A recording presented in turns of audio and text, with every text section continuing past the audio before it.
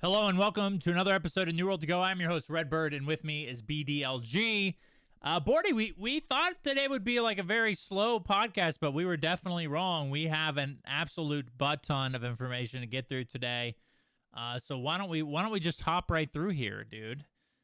With the news, there was a new developer update, the first one in several months, that talked about a bunch of new things coming to New World. Seasons, seasonal passes, seasonal events, and a lot more. So let's just hop right in, dude.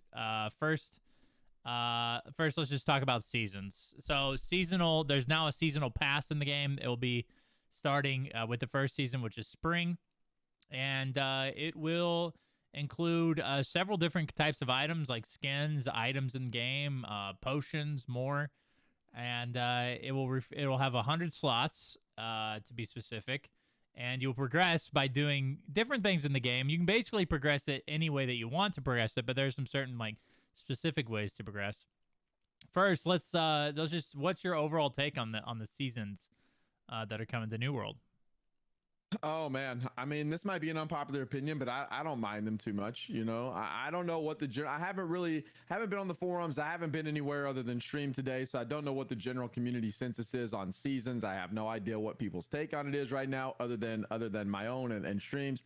And I don't mind them so much. I don't think it's a bad way to monetize the game. It'll allow for new content. One of the things is just kind of relieving to me. And one of the things that I'm happy about is that at least now we know we're in for a every 3-month cadence of content, which is a good thing to know. And they mentioned that every month, along with the seasons, they're going to be releasing events. So we should be getting more steady flow of content. I don't mind seasons at all. I think it's something to keep the game fresh. The only thing that I hope happens with seasons is that we get enough content every 3 months to justify there being a season in the first place. If that happens, then I'm fine with it, man. I have zero problems with it. Yeah, I feel the same way. I was actually kind of we were, me and you, we've had a couple podcasts, more recent podcasts where things didn't look great. We weren't getting a ton of conversation or communication from the New World team as people that cover the game. It was very difficult to remain positive. Not a lot of news or anything surrounding the game, just kind of left in this current state. And now at least we know why they're putting this stuff together, and the big part of this is seasons. Seasons, to me, are a great way to monetize the game without, like, having to do a sub or, having to pay for, excessive amounts of progression or anything like that. Like, it just lands in the middle for me, seasons do, and I don't mind the Battle Pass model. Do you care you've bought season passes before in different games. Does that bother you to have to pay like for something like some sort of progression in that sort of fashion? No, it doesn't bother me at all. And I think it might bother some people, but for me, it doesn't bother me. You buy New World for $40. The season pass is completely optional. It's not like, there's a lot of other worse models that they could have used, right? Like you've got ESO who is, in my opinion, they monetize you to death. If you don't sub to that game, it's an optional sub, but if you don't sub, then it's a nightmare with inventory management and all of that good stuff. I don't think New World's going that route. I think the seasons are just going to be in addition to. So if you decide you want to sub and pay the $20 a month, and you can do that, and you can get new skins and whatever. And one of the things I like that they're doing is they're giving away a free. You can do the seasons with a free season pass or with a premium one. If you choose to do the premium, then of course you get the things from the free one and the premium as well. And I think that was a good move.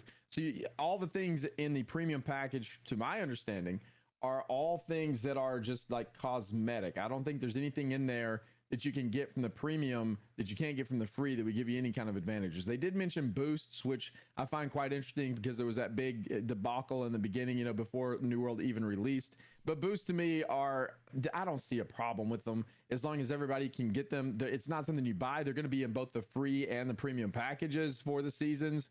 I don't see any problem with this monetization, really. It's fine for me. I have zero problems with it. As long as there's enough content in the season for me to justify paying my $20 for that 3 months, I'm good. Like, it's optional, completely optional. You don't even have to do it. So I think it's a good model.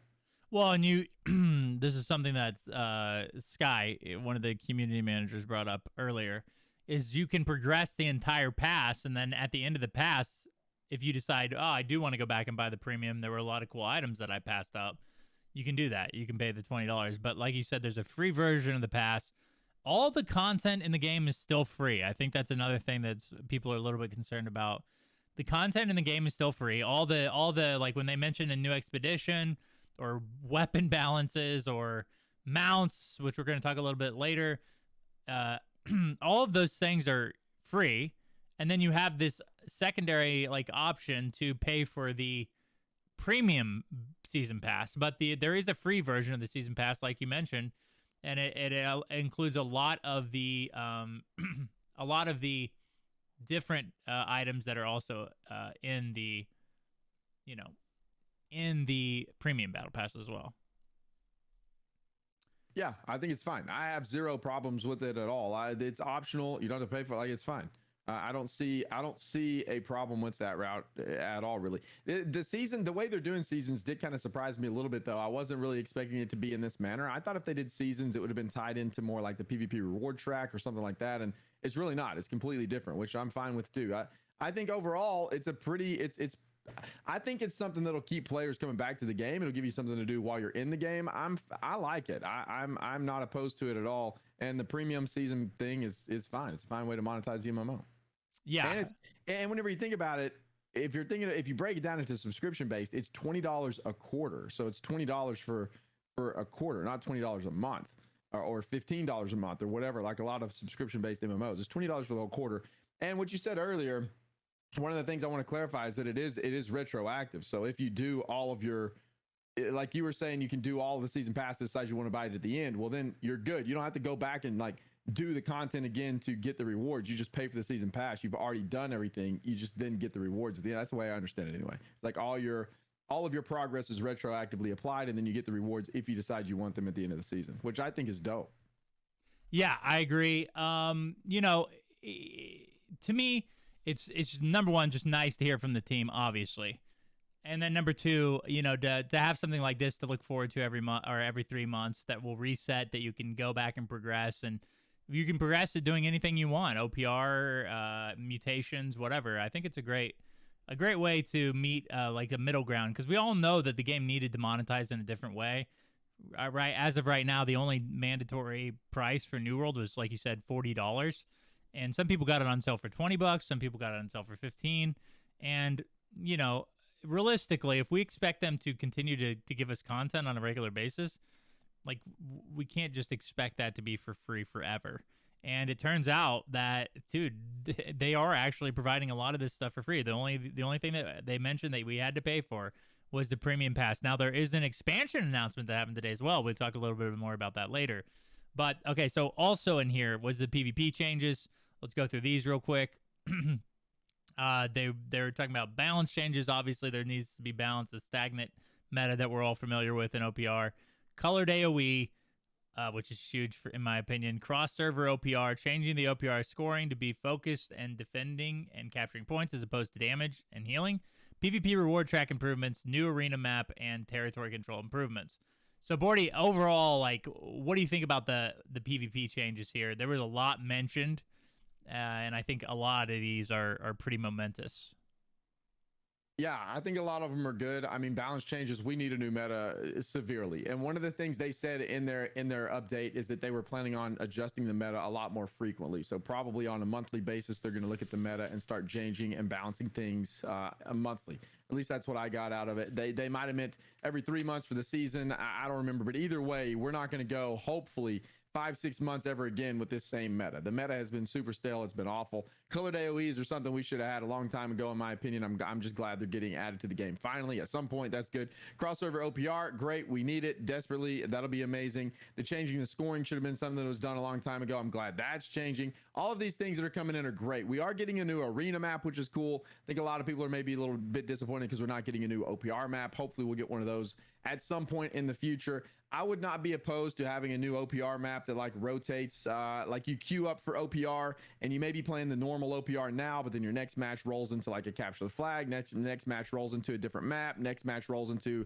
a death match, something like that. I don't think it'd be wise to split up the queues ever to say now you're queuing up for team deathmatch, capture the flag, whatever. But I think it would be fine to add something like that in the future. And I think there may be people that are disappointed we didn't get something like that. But overall, these are great. The one that sticks out to me the most, obviously, is the one that I harp on all the freaking time, is the territory control improvements. The way they mention the territory control improvements, I think there are some things coming down the pipe that won't be here until like later this year for that. But they are supposed to improve open world PvP. I still think that's the worst part of the game, in my opinion. I love PvP, and that is a terrible way to do it, I think, in the game. Still do think that. So I get just real angry every time I hear them talk about that aspect of the game, because I think it's terrible, and they portray it as this is still amazing feature, and it drives me nuts because it's not good. It's not a good feature. So other than that, other than territory control, all the other stuff I think is great. We very much needed. Some of the things I think maybe a little bit late on, but I'm just glad we're getting them. Yeah. So it's interesting because, like you said, the meta definitely needs to be changed. It took them a long time to do this, and one of the things that we had talked about, I think, on previous episodes, is just how the effect on the community that had, where there were like that bug with the back bar weapon being active on your front bar type of thing, and then obviously the strength of the great sword, and the bow and musket. It had been on for too long, so it's refreshing to hear that they're going to balance it more frequently. They really did a good job the first year of balancing them, so I don't know what the hiatus necessarily was on balance. Maybe they're getting all this stuff ready, all this information ready, to make sure that they were able to hit this first deadline of the spring patch, the spring season. And we're going to talk. I mean, the next PTR boardy with all the spring season stuff is tomorrow. So it's pretty nice to have an announcement, and then on the back end of that, know that, okay, the PTR that we mentioned before the month is happening tomorrow, and you'll get to try out all this stuff. So February 23rd for anybody listening. Yes. So, I mean, you'll probably be listening to this today. Yeah. So, today. So it'll be good to get in there and try that stuff and see how the new changes to the weapons and everything like that goes, for sure. But we're going to talk all about that. We're going to break all that stuff down in the main portion of the podcast. So I just want to kind of announce all those things that are coming soon. Final thing, which just went live today, is the Legacy of Crassus event. And I don't even know if we need to spend any time on this. It possibly is the worst event that the game has ever seen. You have anything to add to that? There's literally nothing. No, it's bad. I ran it several times just for the sake of it, to try to get a bunch of caches to see if I'd get anything out of there. I got literally gray items out of the caches. That was very disappointing. I understand not giving BIS items, but getting gray items out of an event cache, green items, blue items, pretty bad. That I don't think that should be the case. It was very disappointing to me. The event was not fun. You really my suggestion for anyone listening: go run the event once. Do it 8 times and then be done. So run it 8 days in a row, and then you're done. Yeah, run it 8 days in a row, once a day, be done, get the rewards, and there's absolutely zero reason to continue to grind that out for any more than one time a day. Well, someone tried to convince me that you have a 10% drop of getting a legendary every time you kill him, but I did not have that experience. I got my first box. I got the legendary and the shard. And then it's once a day. And then the rest of the time was blue, greens, and grays. And literally there's not a bigger waste of time in the game than to go farm blue and green armor. So, overall, like, there's no mechanics to the boss. There's no currency that you can exchange for, like, patterns or however most of the events usually work in the game. It's literally... it wasn't a joke. I made the statement on stream that they would have been better off just making the announcements today and not doing this event, because the event is like a huge negative spot and an otherwise positive day. So yeah, I agree. Everybody in game was just clowning on the event the entire day. I mean, that's what global and recruitment chat was flooded with. It just wasn't well received. Yeah. So and it doesn't work. broken. Yeah, yeah, and it's bugged. I think there's a You couple literally servers you can't can't walk even do it out. on. You can't walk out of the area and without destroying the event. So Yeah. they'll have to fix that stuff. Which they have 8 days. Why not? I would just don't fix it. In my opinion, just take it out. Just forget this happened, and you know, Just give replace everybody the shit off the everybody server. 7 boxes or 8 boxes, and just here's your gift, and we won't put you through the suffering of the event. And there you go. But yeah, the legacy of Crassus, not worth logging into. The PTR is tomorrow, which I think we'll have a lot of time, to enjoy that. I don't know how long the PTR is going to be up, but I assume it'll be a while. So, all right, man. Let's hop in here, dude. With the main topic of the day, which is essentially just an extension of the news, because we got a butt ton of news today. Which is the balance changes coming to Season 1. So we assume that there's going to be a big shakeup in the combat meta, both PvE and PvP, Bordy. They mentioned both here. So let's just break these down a little bit first. Our favorite part is musket changes. Adding accuracy to the weapon. So it says, like, you won't be able to rapid fire. Their terminology was you wouldn't be able to hone in on a target rapidly. You would have to take time to make sure your aim was precise before you fire the weapon. And they think they stated that this would be a way to give the weapon identity, maybe slower attacking, more powerful attacks. Bordy, you're already shaking your head. What are your thoughts on the musket statements? Because we don't know what the balance is going to be like until we play tomorrow. But what do you think about their statements or comments on the balance of the musket? I think they're just trying too hard to make the weapon work in the game, man. I don't think the musket fits in New World, and in my opinion, if I to be brutally honest, just remove it and replace it with something like a crossbow that's not hit scan or something else. Replace the weapon with something else. Just remove it. Admit that it was a bad idea to incorporate the musket in the game. Admit that it sounded great on paper and it sounded like a fun thing to do, but in practice, you can never get it right. You're never going to use it in PvE ever. It will never be used in that scenario unless okay, there is an exception whenever you're running any ad on the last boss, but you could use a bow or something else in there too. Like, come on, give me a break. Like, every time I hear that argument, it's like, okay, so that's literally the only place you pull out a musket to use it in X. Okay, whatever. That's fine. The musket will never get used in PvE on a consistent basis ever. It's in PvP. It is the most annoying thing in the world to fight against. It's not fun. It's a stupid weapon to have in the game for PvP.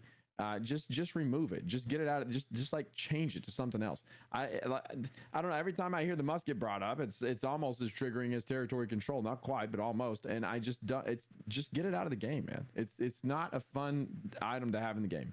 I would imagine that there is probably a very, very low percentage of people that would actually be upset if they remove the musket. I would imagine to be very low. Everybody else would probably be like, yes, thank you. Let's move on. Yeah. I mean, I don't know. I honestly don't think they're going to remove the weapon. It'll never be removed. No. Yeah. That's a pipe dream. They like the musket. I think it's going to be in the game forever. I think it's a mainstay. I don't think they'll ever go that direction. That's my wish is just to get it out of the game. Yeah. And I do think, I think maybe preventing them from ever like shooting a projectile very frequently would be obviously a good start, but here's the thing, and this is what I played mage since the jump. I always equate things to the way that the fire staff works. So a musket shot in the head is usually more powerful than a fireball, right? The cooldown of the ability for the fire staff. You have things like the mortar on the blunderbuss that deals equally, if not more damage than the fireball, which is an ability on the fire staff. A mortar is ability as well, but you can shoot multiple mortars. Then you have this musket that is hit scan. There's no projectile nature to it. It does way more damage than the fireball, and you can shoot almost instantly using shooter stance and the reload mechanic. Like, the fact that it's a hit scan weapon is needs to be changed 100%. I don't think it's capable, or they might have done it by now. But the projectile in the musket 100% needs to be I don't care how fast you can shoot it. It needs to be a projectile. Then the accuracy stuff and everything makes sense, but it feels bad as a person that plays a musket to have the accuracy factor. Like, oh, well, sometimes you just miss, even though you land the hits, the the reticle and the projectile where you need to. Sometimes you just miss. I don't think that. Yeah, I don't think that's a good bad. mechanic at all. Like, I think that's silly. And then you look at, like, like you said, it's never going to be good in PvE. Like, the people that are arguing that it's you can use it in the need, like, why aren't you using a bow? Like, why aren't you using, like, literally any other weapon? Like, the musket's not great. So the trapping side, or the alternative side of the tree, is where, like, in my opinion, they can try to make the musket useful in PvE. And that is just basically the, like, utility, right? Finding a way to make the utility of the musket better. But yeah, overall, like, it's so strange to me how they address the musket, or how they talk about the musket. And it's similar to the way that they talk about territory control. It's like they don't really acknowledge the actual problem to it, right? They always say, like, oh, we're going to make changes, but they never acknowledge, like, the inherent, like, the elephant in the room, that how broken the actual, like, item is itself. Like, you know what I mean? Like, the way wars work, or, like, the way the musket, like, is this hit scan, like, Call of Duty weapon inside of a game where you run around with a rapier. Like, it's just it's very challenging. So yeah, I agree. Like, musket changes, we'll see what they look like in game, but on paper they look really bad. Laughable almost. Fire staff, they're reworking the weapon entirely. We know that this needs to happen. The fire staff, in and of it, like, in its niche, which is magical weapons, has zero utility. And then there are only three actual usable abilities on the fire staff, so, which is flamethrower, fireball, and burnout. So it's like, this weapon, if any weapon in the game, in my opinion, needed a rework other than musket, it was the fire staff. Would you agree there? Yeah, 100%. That's I've been screaming that for a long time. It's like a fire staff, in my opinion, doesn't need, like, these massive buffs or nerfs that have happened in the past. The weapon just needs to be completely reworked. I think anytime you have a weapon in a game like this that literally has half of the tree that's never being used by any player ever, like, if somebody's using like Meteor Shower, it's because there's a bug, like Empowering Meteor Shower, that procs your empowerment whenever you swapped weapons, or whatever that bug was. Nobody uses those abilities ever. And I think that goes for any weapon across the board in this game. If you see that there is something not getting used, something's wrong. You should have the opportunity to, as a player, you should have the opportunity to choose between those 6 abilities. They all be viable, but they fit your playstyle in a different way. So you mix and match those abilities to match your playstyle, or whatever you're trying to accomplish with that particular build, instead of being like, well, I literally have nothing else on my bar to take, so I have to take Fireball. Like, that's the only thing I have. Like, it's just a poor weapon. It's been designed poorly from the start. It'll be very interesting to see what they do with this weapon moving forward. I hope, for the sake of people playing mages, that it's fun and engaging, and there's no more like goofy abilities on the bar for the fire staff. I hope that it ends up being an actual weapon that feels like a mage weapon, and people enjoy it a lot. So I was happy to hear them say they're reworking it, and I hope that it turns out well.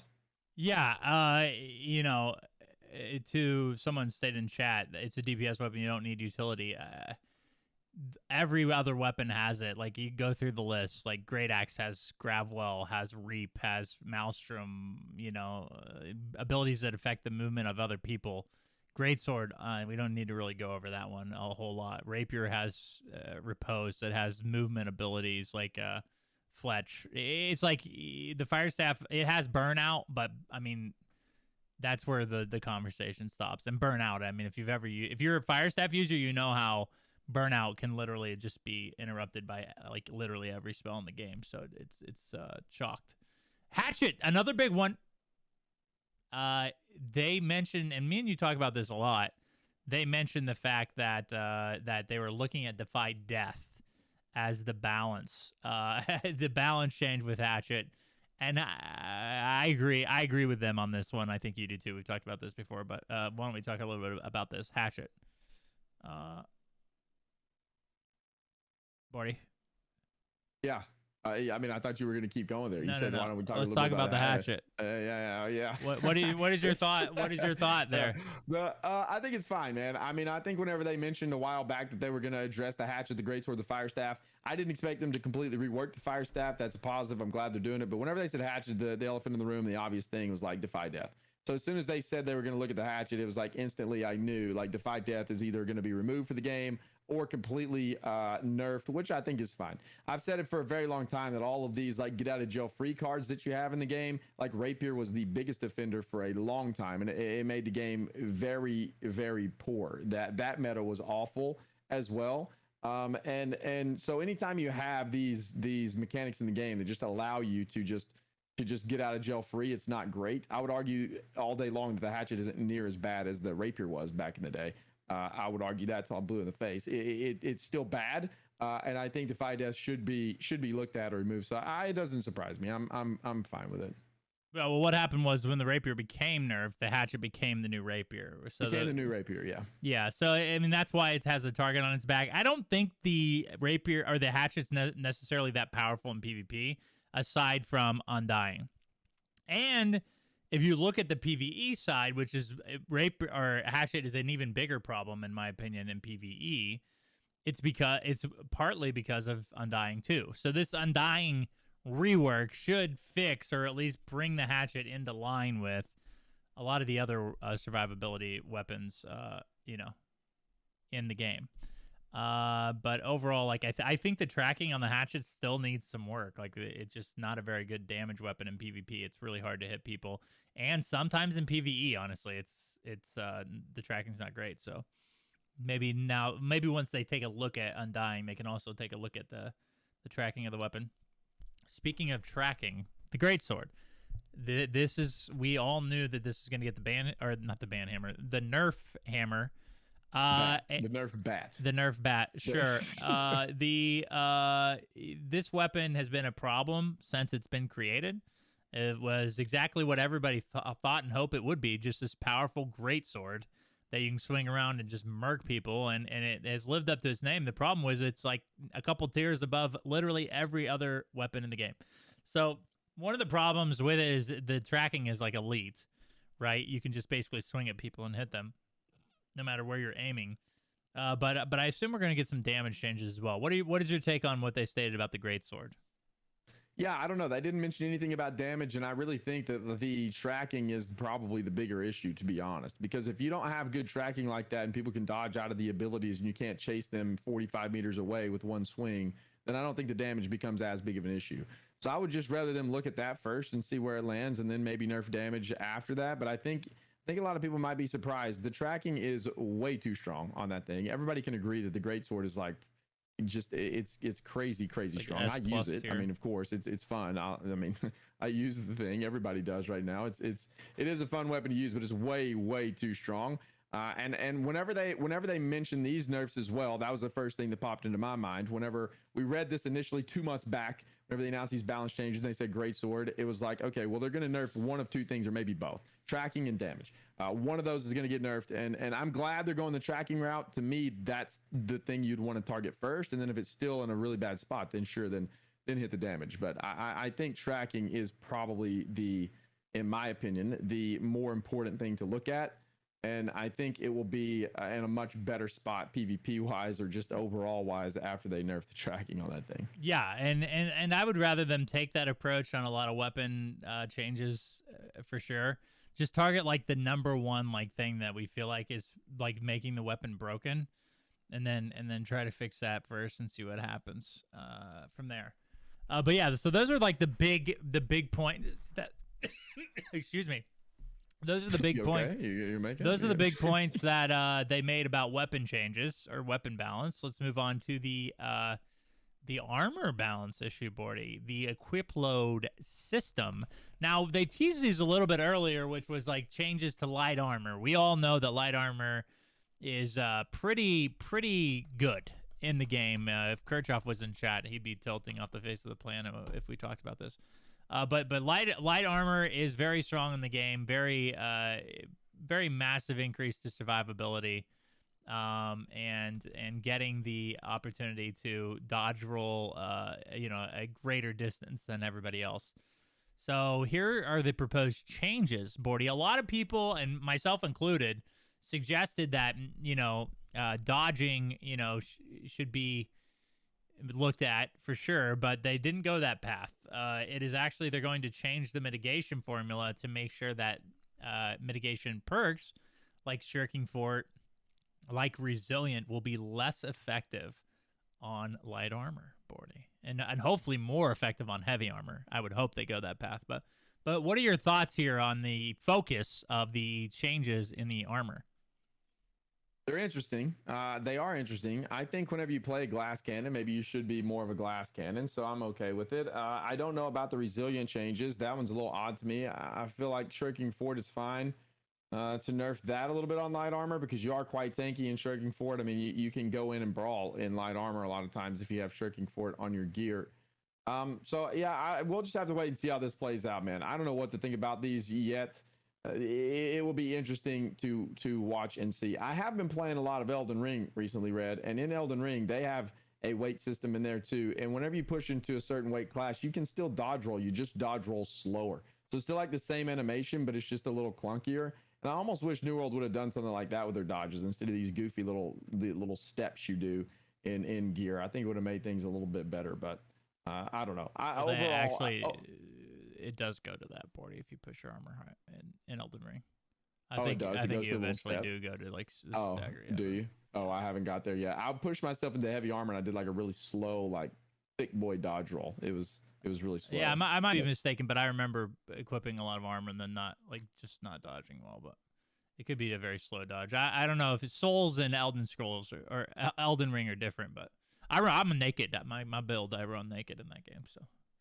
But yeah, okay. Sorry. Well, either way, I don't know, man. I don't know what it's going to be like with Shirking Fort. I think you'll still see a lot of light armor people running around because the damage boost is just too good. I mean, you get 20% extra damage, especially in PvE. I don't think these changes are. I had the question today in chat, like, what's this going to do to PvE? Nothing. You're not going to see medium armor DPSing in PvE just like you don't now. Because Shirking Fort isn't really used in PvE, like it's not going to matter. You have wards, you have other things in PvE. The only thing these changes are going to affect, in my opinion, is PvP. Like there's nothing here saying that we're gonna affect PvE at all. So I think you're still going to be DPSing light gear. PvP, on the other hand, meta may shift a little bit towards medium. We'll see what happens. I don't know. I don't know, man. I think addressing this is overall good because it has been a problem for a long time. Hopefully we'll see a shakeup in the meta, because seeing everyone running around in light armor does get a little bit old, even though I'm in light armor too and I enjoy the mobility of it. I am ready for a new meta overall. So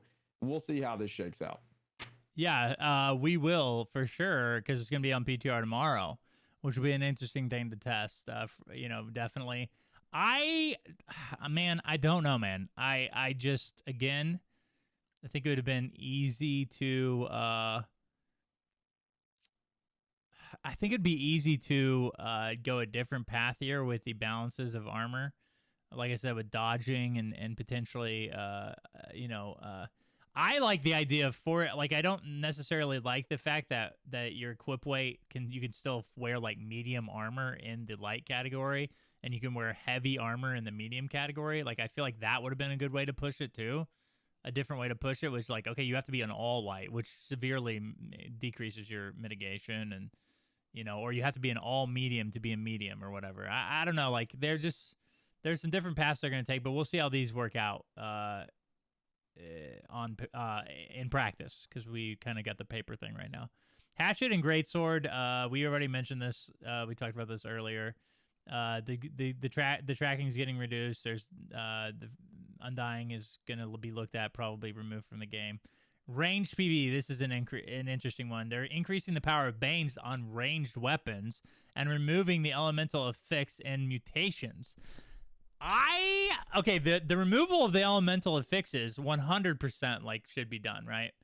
It shouldn't affect. That should have never been a thing. That shouldn't have been a thing to begin with. The increasing of Banes on ranged weapons, I don't like at all. Like, I really think is just it's not good. What did your take? I just think it doesn't make sense at all.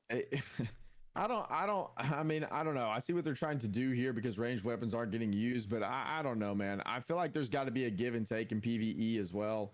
And whenever you're at ranged, I feel like you should do less DPS. Maybe that's a hot take. Maybe that's bad opinion. I don't know. But I feel like whenever you're at ranged, you probably should do less DPS because you're at less risk. There should be a risk versus reward type of factor here. So whenever you're adding 10% extra damage, I still don't know if they'll be on par with melee weapons or be a higher DPS. I still think melee weapons will reign supreme.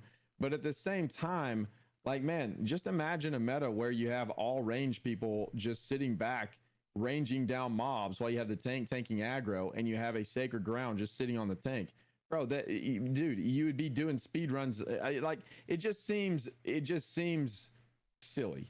There should, like, the whole I wish ranged could DPS better than melee, or range should be on par with melee. To me, that's a silly argument to me, man. There should be a risk versus reward, and there is objectively, unarguably, you are at less risk at range than you are melee damage. Like, there's not even an argument there. If you are running melee, you are at a greater risk of dying than you are if you're running ranged, period. Hands down. No, there's literally no argument there. So I don't really know what the argument is for this. I understand the elemental side of things. Like, yes, let's take in our fire staff. I have a fire staff and I want to use it, and that's what I want to go DPS with. You should be able to do that 100%. There should have never been those elemental mitigations to begin with. But the other side of it's like, dude, there should be a trade-off, in my opinion. Well, and historically, like, MMOs have had problems with balancing range versus melee.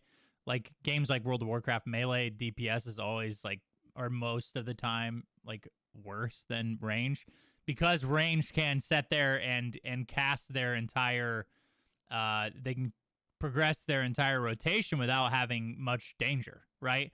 As a mage, you can set out at range and get through your DPS rotation without much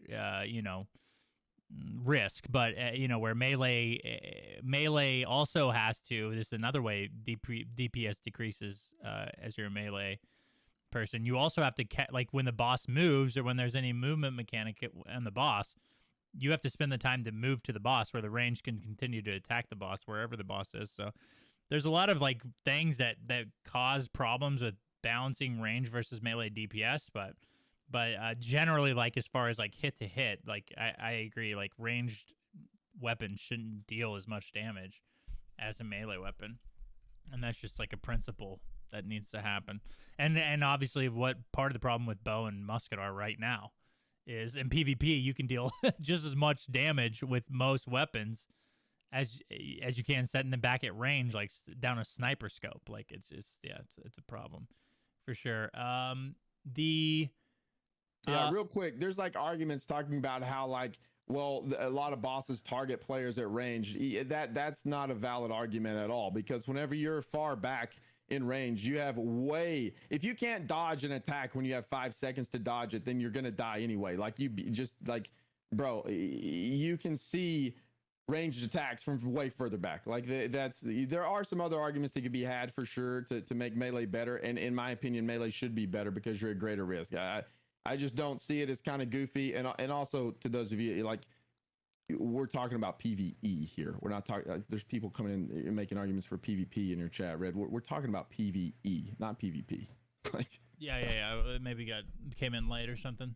Yeah. But yeah, cleaving is another argument, 100%. And that's why the hatchet and the greatsword are so good right now in PvE.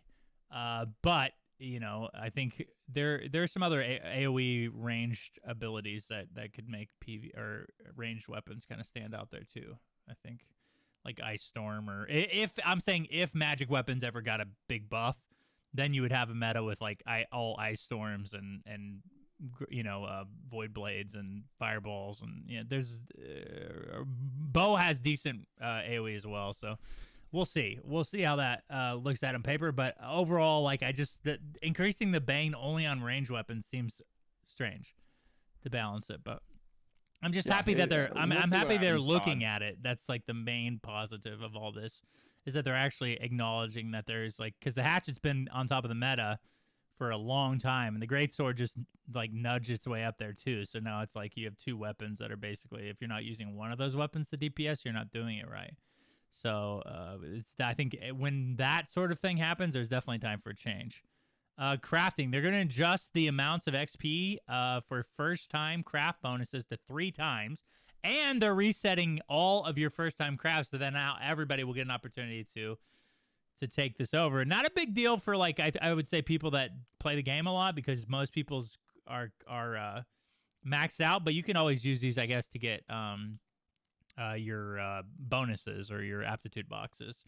And then they're looking at reworking Arcana and Cooking, the way you gain XP from that craft as well, because those are two that like are a little bit lackluster when it comes to like doing what the principle of the craft is to do. It's just very like you're either spamming hardy mills, or like you're like Arcana, like you have to craft the weapons to really make a huge dent in your XP gain. Like, you know, potions and stuff become a little bit expensive and challenging to craft, but and then they just flood the market and cause problems. So what is your take on the crafting changes that they mentioned?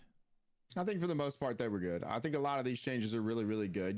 They're gonna make it so that bags and tool crafts now use scarabs and stopwatches. I don't know if you heard that part or not. Yeah, I just read that. That's good.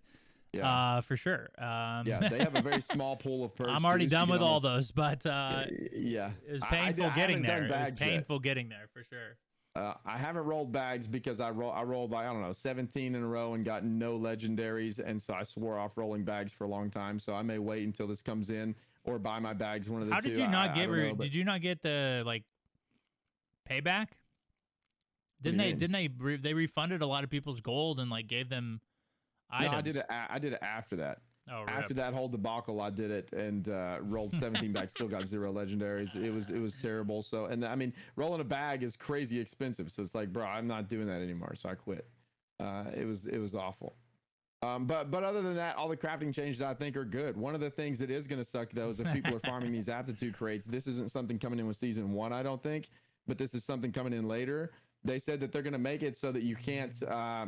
You get less XP for crafting items with lower tier materials. So like right now, you know how you can just go farm a lot of infused leather and then use lower tier material and just craft a whole bunch of armoring items, and all you have to have is infused leather, and the rest of the materials are really cheap. That's going to be severely nerfed in the future. You're going to get way less XP for crafting with those low tier items. So yeah, it's going to be a lot harder to farm those aptitude crates. That's something which that's is coming fine. in, like, yeah, I don't think that's a bad thing necessarily. It's a weird that like that's the way you make money, is like crafting like level 500 items. Like it's almost as bad as getting a gray drop from an in-game event boss, is farming those bad boys using crafting crappy armor and weapons. So it's good that that's changing. I think it's a great change as well. We already got no longer getting iron arrows and bullets from elite chests.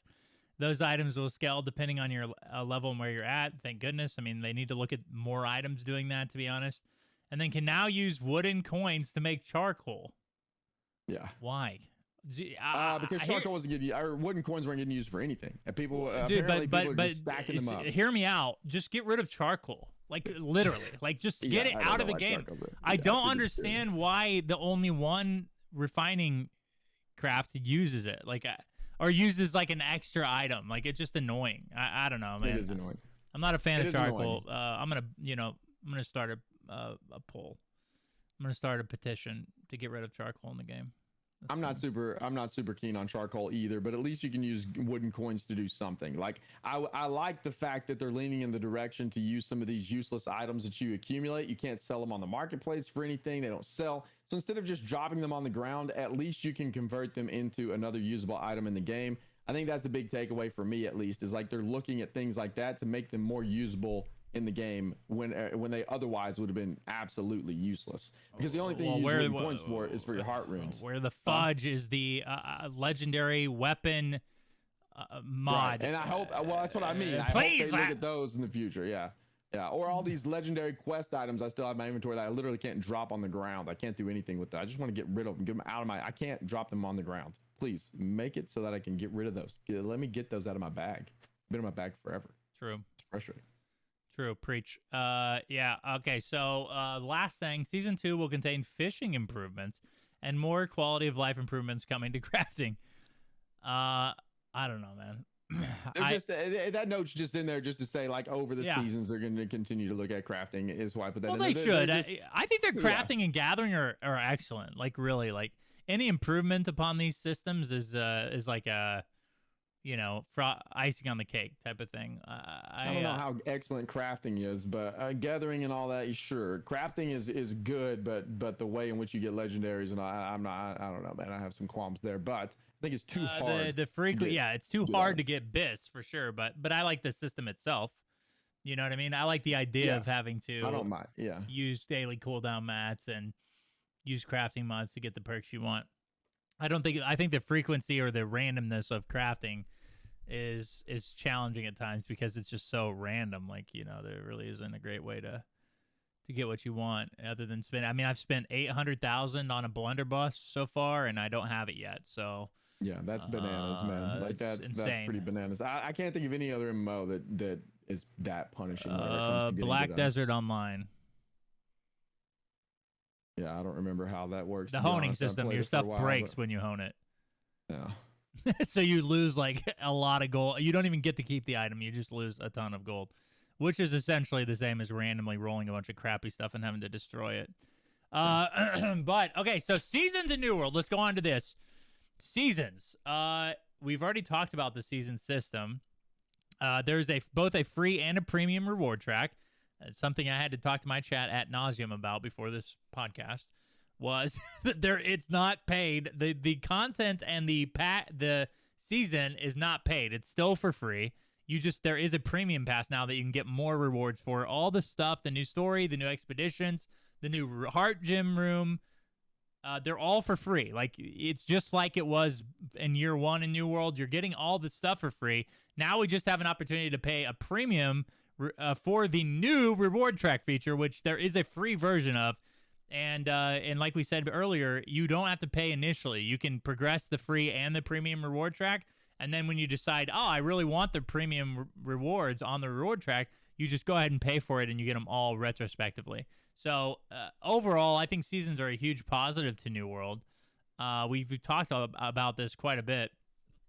Do you have anything to add about the seasons? No, not really. I mean, I think we talked about it at the top of the episode and covered it pretty well. Other than I'm not opposed to them at all. I think it's a good way to introduce new content to the game as long as it doesn't get stale. And each season offers something really good for players to do. That's what we need. Every 3 months, at least give us some big content to look forward to and something to work towards throughout those 3 months. And I think it's good. I think the introduction of seasons is just fine. I don't mind it at all. Yeah. I agree. All right, so now let's look into the seasons, Bordy. This is the fun part. This is the meat and the potatoes of the episode. They released a new roadmap, 2023 roadmap that details each of 2023 seasons. And so, Bordy, let's look at this right now, dude. Spring. Here we go. I'm gonna go through all the features of the season, and then we'll talk about them. This is called the Fellowship and Fire season, season 1. We get a new story relative to the season, gear set storage, new expeditions, new heart runes, seasonal and world events, main story quest update. They did clarify that this was Brightwood and Weaver's Fin, right? Main story, which we just said, colored outlines for enemy AoE and PvP, balance updates, and then the season pass for the season, Bordy. So again, everything on here is free except for that very end where there's an asterisk, and it's just the premium season pass that you have to pay for. So looking at spring, all this is hitting the PTR tomorrow, Bordy. Mm-hmm. What do we think about the package as a whole? I mean, I think it's fairly solid. I mean, gear set storage is something that's just a big quality of life thing that I think a lot of people are going to really enjoy, and it's going to make the game a lot more playable. It's going to make it a lot more fun for sure. A new heart rune, I think, is fine. I think they're going to add one of those probably with each season, and I think that's a way to do some nice horizontal progression in the game. And I would expect to see a ton of those added over time. Hopefully, we get a system to manage those as well. Like, instead of them being scattered about my inventory, hopefully I get some sort of better management to put those somewhere. Some different UI or something would be great. I don't know, but because right now I have all of mine at legendary and they're just sitting there kind of clogging up my inventory, and I can just see that becoming a problem as they add more and more of these over the course of years. Probably. What, hard gems? Heart runes. Yeah. They're just everywhere. And then MSQ update, I think, is always welcome. I think a new story progression with each season is great. I think people really enjoy that, really like that. As long as they get a good story foundation going on. Right now, I think a lot of people don't really care too much about the story because it's a little bit all over the place.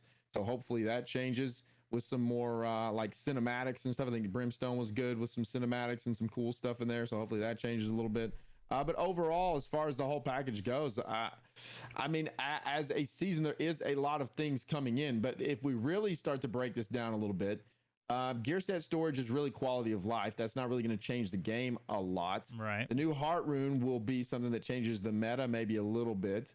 But the new expedition will be something people run for a little bit, and then that will be it.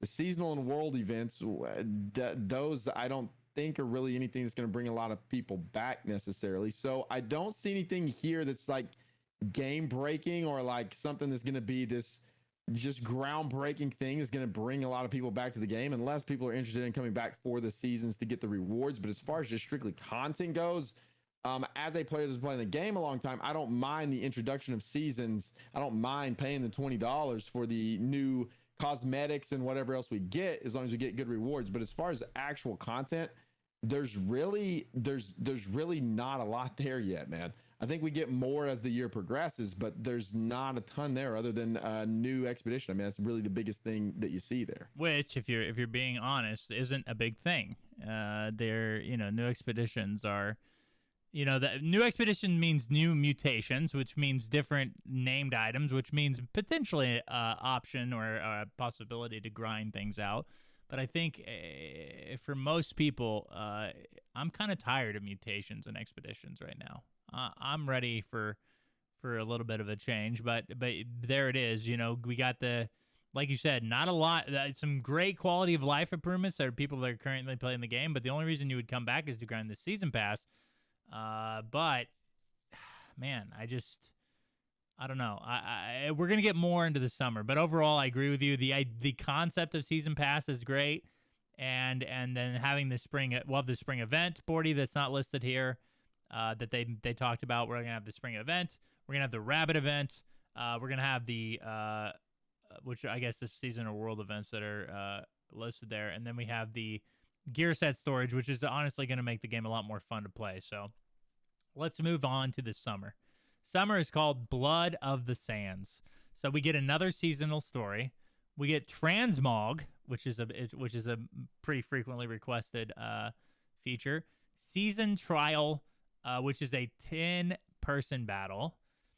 So they limited it there. So I would assume that it's some sort of like instanced battle.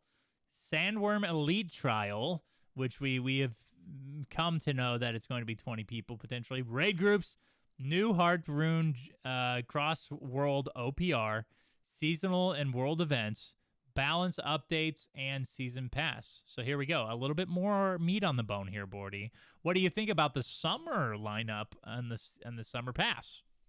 It's looking a little bit better. I mean, a season trial, the 10-person battle, that's something new that we haven't seen yet that I think could potentially bring people back for or retain people that want to play that. That's some new stuff. We have the Sandworm Elite Trial, which we've already talked about that before ad nauseum. I think that we think it's just going to be an arena fight, which might be a little disappointing, but they did say today again that it's supposed to be the hardest content in the game to date, which I think is great. So we'll get that. Raid groups are coming in, so it's a little bit more meaty. Cross-world LPR is something that people have wanted for a very long time. I think that will help and lay the foundation for more cross-world stuff in the future. So that's good. Foreshadowing there, yeah. So I think it's good, man. I think overall the summer will be solid, but again, I don't see anything there that's just going to make the game like explode or there's not a lot there to be crazy excited about. The season trial, I don't know what that consists of yet. Like, I don't know how many times we're gonna have to run that, what that means. I don't know what a season trial, what is a season trial? I assume it's just like potentially like some sort of instance boss battle, or like, here's the thing is my fear, the thing that would bring people back in the summer is how good is the elite trial. How good is the first raid boss that they introduced in the game, the first instance PvE fight that requires coordination on a larger scale. I think that is it, depending on how good that is, and if word gets out that that's good, is how many people will come back for the summer. Now, what we've heard so far is it's a 20-person instance fight that is just like all the other arenas, which is, just like a boss fight. So, that's going to have to be a really good boss fight with some sort of weekly lockout to make people want to grind this out for a long term or a long time. If you notice, there is no expedition in that summer feature. There's a new hard gym. So cross server, here's the thing. Cross world OPR should have been in yesterday. The idea that that's coming in summer is maybe a day late, dollar short type of thing. Because here's the thing is I don't know if I'm going to make it on Orofina until the summer. And you know what I mean? Like that, the whole reason you want cross world OPR is the fact that you can stay on these smaller servers and still play OPR. Or, it opens up the competition a little bit to where you can queue a little bit more. So, that's the only thing that's happening, man. And then you're looking, what's interesting to me is Bordy is like, this is content for sure. But we're going to talk a little bit more about this in the fall. Not really like expansion type content enough to bring people back. Like Brimstone was, I would say, like maybe like a quarter of an expansion or half of an expansion. And you saw a lot of people come back for that and the and the fresh start servers. But as far as like the seasonal event stuff goes, like you said, I think this is more for people that are already kind of playing the game or interested in playing the game. It's not going to really bring a lot about new people. You know what I mean? I don't think it's going to bring a lot of new people to the game. Yeah, I don't think so either. There may be people coming back for the Sandworm and then they'll try it and then I don't know. I don't think it's going to, I agree.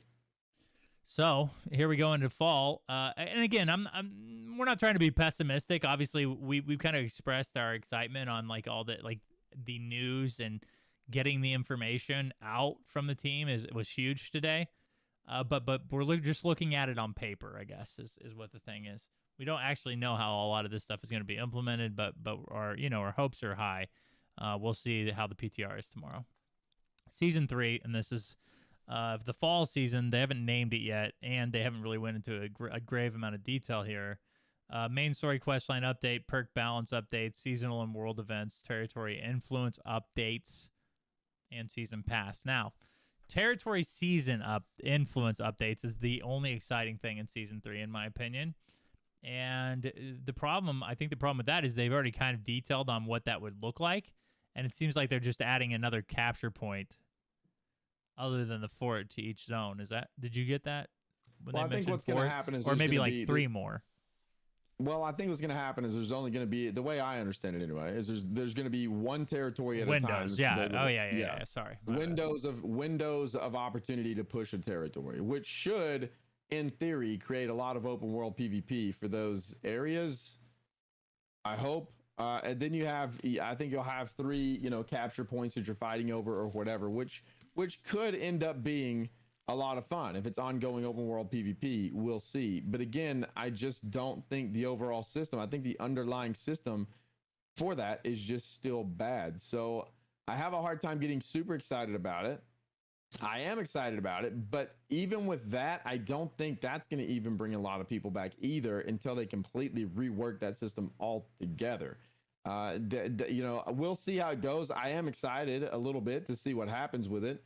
I'm glad that they're at least doing something. So that's by far and away the biggest thing on that list. Everything else is, MSQ update. Sure, that's great. We're getting that throughout the year, which is good if you're playing the game for the story. I hope they continue to grow the story, make it better. But yeah, that's the biggest thing there for season 3, other than the next thing I think we're going to talk about, which is a little bit weird too, in my opinion. Well, here's the thing. This is a weird way to announce that there's an expansion coming to the game because they really glossed over this. I had to actually read this on screen to notice that this was the case. but New World's getting a full-blown expansion in fall of 2023. This new expansion will include a new story, a zone transformed, new expedition, mounts, new weapon, new heart rune, and gear score increase. So let's look at this on paper here. New story. That's pretty much a given, right? If you're going to get an expansion, you're going to get some sort of new story.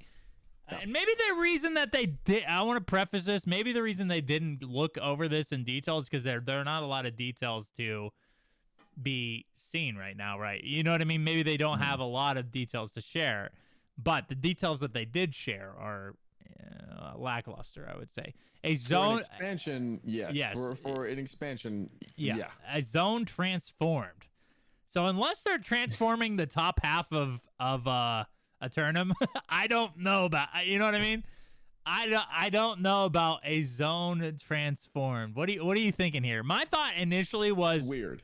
My thought initially was either First Light or they reformed the corrupted areas, Shattered Mountain, Great Cleave, and Eden Grove, to where it was more of a, now you could own those territories and make it more of a like a PvP area or whatever. But yeah, I was not expecting a zone transformed. I was expecting a massive territory increase because mounts are coming, which we talked about. But let's a zone transformed, Bordy. What do you think? Very, very weird is what this is. I don't understand why we're getting a zone transformed. Why are we not just getting new territory? Like, give us 3 new territories or something. Why are we getting a zone transformed? That's very odd to me. Like, I don't quite understand that one.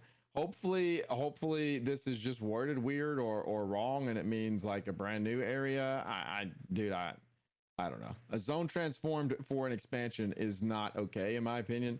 If you're going to be paying for an expansion, which I would assume this is going to be a paid expansion, I don't know that for sure. But if this is going to be a paid expansion and we're already paying for the season pass, and then we get this as a paid expansion, then we need new zones. And especially with the addition of mounts, I would expect to get like at least a couple new zones with some big paid expansion that carries us for a little while. That's just I don't know, man.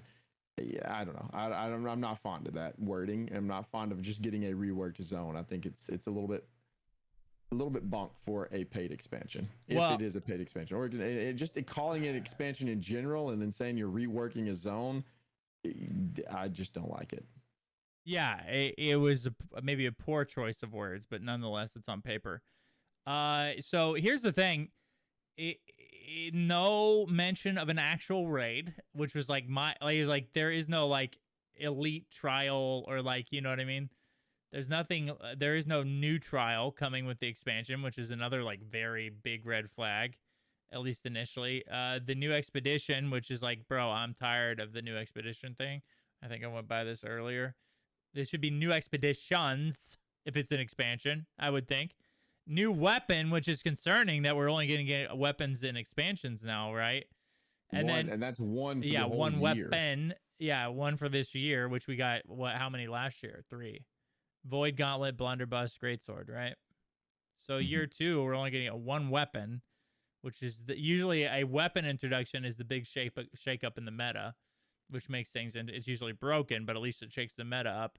And then the new heart room, which we're getting one a season, and it somehow got paired with the expansion as opposed to this season. And then we have the gear score increase, which I don't know about. I don't know about the gear score increase, how they're going to do that or whatever. More is to be known. I would say, this is obviously a wait and see thing, but it is very interesting that we're going to get an expansion in fall 2023. Yeah, it's so far right now, it's a pretty underwhelming expansion, if we're being perfectly honest. I don't know. Even still looking at this entire list, we have mounts on there, which is maybe mounts the biggest big, and animal husbandry that's going to come with it is going to be a big deal for the game. Those things could bring people back for sure. So the fall and the expansion may be good, but everything else on that list, I don't see being a major for growth for the game, man. Like, the expansion's the only shot. Yeah. Well, the expansion. That's what I mean with the expansion. I don't see anything big in the expansion that's going to be like exploding population other than potentially mounts, which which I don't know that that's enough. I mean, I don't know, man. Like Brimstone, like right now on paper, like just sitting here thinking about it, it's like, man, Brimstone was this whole new area with this new zone, whatever. It was a seems three like times area. It was like Right. it was like an area that was 3 times bigger than anything in the game. It seems like more of an expansion than this expansion, other than mounts. You're not wrong. It's a little concerning. Because the greatsword came with Brimstone. Yes. And that was like the most anticipated weapon in the game. So, yeah, it was big. Brimstone was big, and obviously I think there's some details missing here. Hopefully they're large ones, which, again, is just strange that why even mention the expansion unless, you know what I mean? I don't know. Like, maybe just surprise us that there's an expansion coming in fall, but I don't know. It is nice to know that there is one, but we all thought it was coming, I think, at the end of the year, and it turns out it is, and we'll see what it's like. I think they'll give us more details later. So winter, here we go. Season story, season trial with mutators. That's interesting to me. Like, why is the next season trial not until winter, and then now you're mutating them? Season trinkets, main story questline update, new expeditions, new heart rune. Seasonal and world events, cross-world arenas and expeditions, seasonal territory control, and a season pass. Mm-hmm.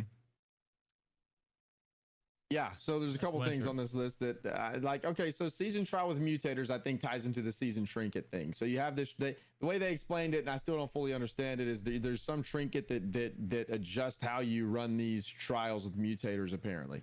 I'd have to go back and listen again to try to fully understand what's going on there. But those two things, I think, tie into one another.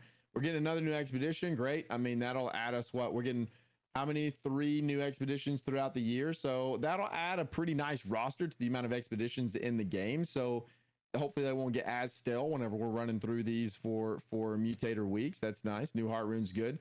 Seasonal world events, those are fun sometimes. Cross-world arenas and expeditions, I think, is very big, but again, I wish that was in a little bit sooner. I think having the cross-world everything instanced is a big deal. The other thing is seasonal territory control. Again, like, is it just going to be the same thing that we have now? Only, like, I don't know what that means. Maybe it wipes every season. Yeah, that was my thought. Man. Still not good. It's not going to fix anything, though. Like, why? No, I'm not saying it'll fix something. I just think it's potentially what it is. That part of the game triggers me so much, man. I know. We don't have to talk about it. Dude, no, we don't have to talk about it. It's just like that's coming in. I don't know what that's going to change for the game necessarily. So you have seasonal territory control. What's going to happen, right? Like, you're still going to have, it's not going to allow access to more players. It's not going to grow the game in any way if that's all there is.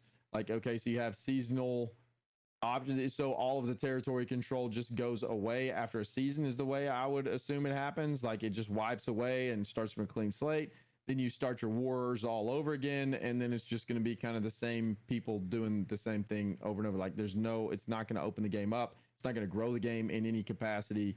I don't know what that's even going to do or help. So I don't know. We'll see. Yeah, we will see for sure. That's a long ways off, though. We got a lot of variables, a lot of falling pins to happen between now and then. So hopefully by that time, your opinion on seasonal or territory control has changed. I hope so. I would love nothing more for that to be the case.